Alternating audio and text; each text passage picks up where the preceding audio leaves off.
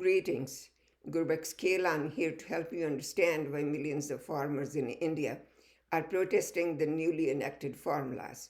Prime Minister of India, Mr. Modi, would have you believe that these laws are for the farmers' benefit and that their goal is to modernize and globalize Indian agriculture and to increase productivity. Well, it's entirely a different story when you look at the details. The bills that are being protested have been cleverly named such that one would think that they would benefit the farmers. However, the farmers can't find anything in there which would help them. Instead, what they see is that these bills are designed to further erode their meager incomes and to get them out of farming. The bills have nothing in there to modernize agriculture and to improve productivity. There's no mention anywhere in these bills about any support to the farmers for modernization by way of education, financing, equipment leasing programs, or assuring reasonable prices of seeds, fertilizers, or pesticides, or for that matter, of availability of water and power for farming.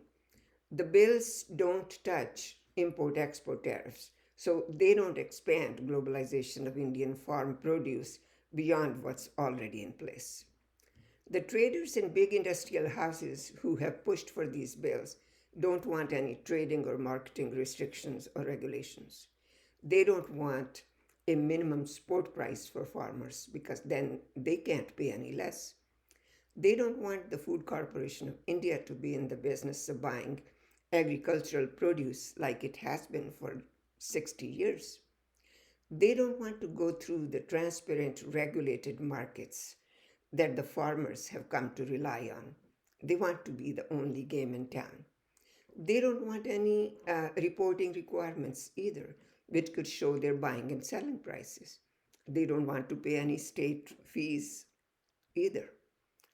With these bills, the trading houses have gotten everything that they wanted, and the farmers have been stripped off of all the safeguards against exploitation by the traders.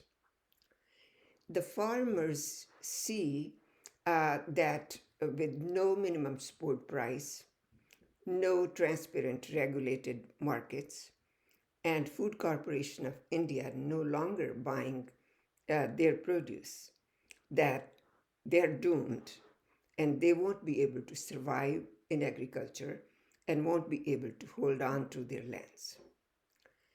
Another bill called Essential Commodities Amendment Act removes long-standing restrictions on stockpiling of essential commodities and allows traders to stockpile for profiteering, which will certainly increase prices of essential commodities. Is this allowed in any other country of international standing, that you can stockpile or hold essential commodities for profiteering? I guess not.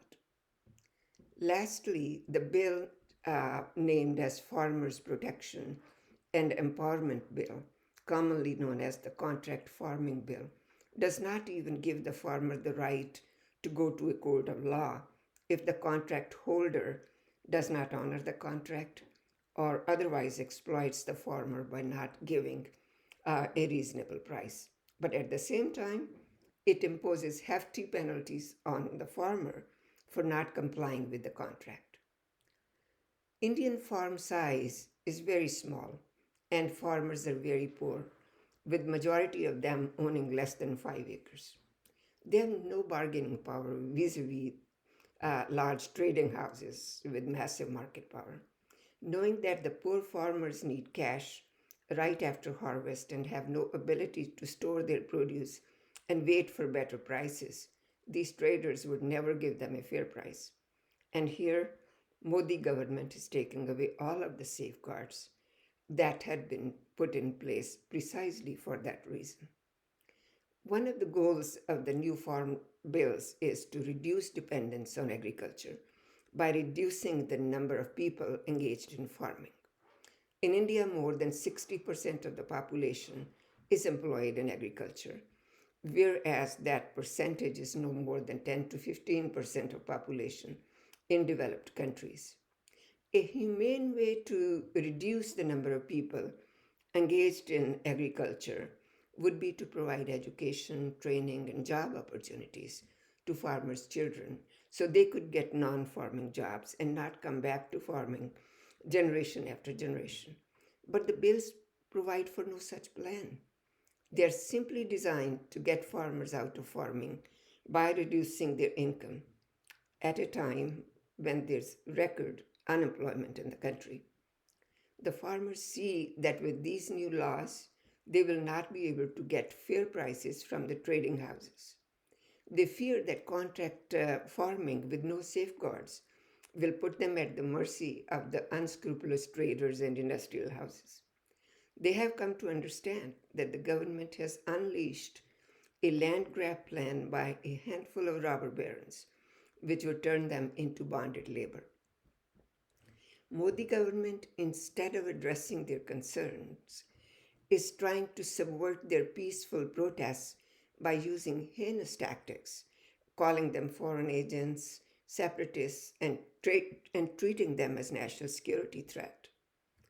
There has been no violence from the protesters' side, and Modi government is very frustrated by that because then you can't portray the protesters as violent and put an end to the protests. Modi government is not budging and not repealing these laws because large wholesale, industrial, and trading houses and retailers at the local level who stand to benefit from these bills by hoarding and profiteering are his base. Every effort is being made by the Modi government to incite violence, but by sending in their BJP party hooligans to the protest sites. He's trying to divide the farmers along religious and communal lines, but hasn't quite succeeded yet. He desperately wants to end the protests, but not by repealing the laws as the farmers want. The big industrial houses that got these bills passed also own the mainstream media. That's why the coverage of the protests is either muted or non existent or simply misleading. The independent social media journalists that are covering the protests are being arrested and physically beaten. Indian government is putting tremendous pressure on social media platforms to suspend accounts of journalists who are covering the protests. There are plenty of bright economists in India who could have come up with appropriate ways to modernize agriculture and to reduce dependence on farming. But Modi and his BJP party are in a hurry to ram things through while they can because they have the majority.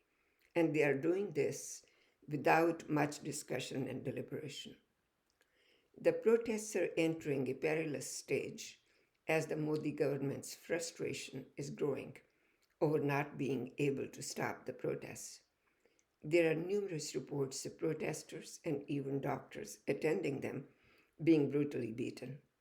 More than 100 protesters have died at various protest sites. Farmers appreciate you taking the time to listen to their side of the story and be a voice for them. Thank you.